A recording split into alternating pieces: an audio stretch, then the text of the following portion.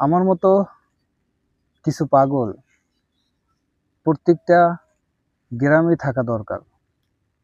কারণ আমরা সবাই যদি শহরে থাকি তাহলে গ্রামের সৌন্দর্য, গ্রামের রূপ এগুলি কে ধরবে? সবাই যদি শহরে থাকি চার দেয়ালের মাঝে, তাহলে এই সৌন্দর্যের কথা কে বলবে, কে বর্ণনা করবে? তার জন্য তো কিছু পাগল থাকা দরকার।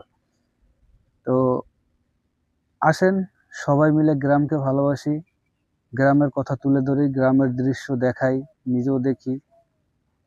আমি যেখানে বসে আছি ওই যে দেখা যায় বাঁশের ঝাড় দেখা যায়, ওই যে বাঁশের ঝাড়, তারপরে এই যে ধান ক্ষেত।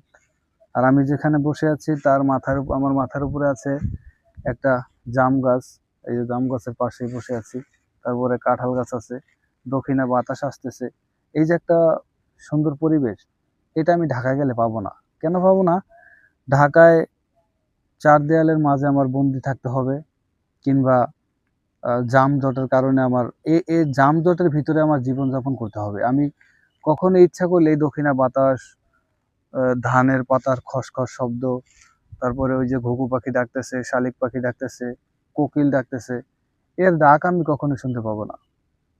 এগুলির ডাক শুনতে হলে বা এই বাতাস উপভোগ করতে হলে, এই ধানের পাতার খসখস শব্দ শুনতে হলে আমার গ্রামে আসতে হবে। গ্রামের গ্রামের কথাই বলতে হবে।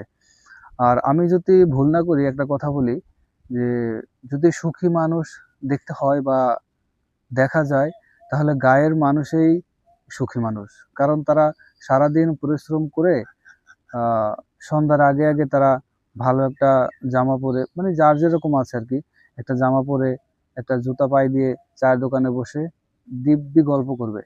এ খুব সুখী মানুষ। আবার টাইম হলে ঘুমিয়ে পড়বে, আবার সকাল হলে কাজে আসবে। এই হলো মানে একদম সুখী মানুষ। এর এর চাইতে সুখী মানুষ আর মনে হয় না। আর আমরা কি করি? সারা রাত মোবাইল টিপি, কিংবা গল্প করি। ঘুমের কোনো টাইম নেই, খাওয়া দাওয়ার কোনো টাইম নেই। তাদের ঘুমের টাইম আছে, খাওয়া দাওয়ার টাইম আছে, এবং তারা প্রত্যেকটা কাজে টাইম মতন করে। এই কারণে তাদেরকে সুখী মানুষ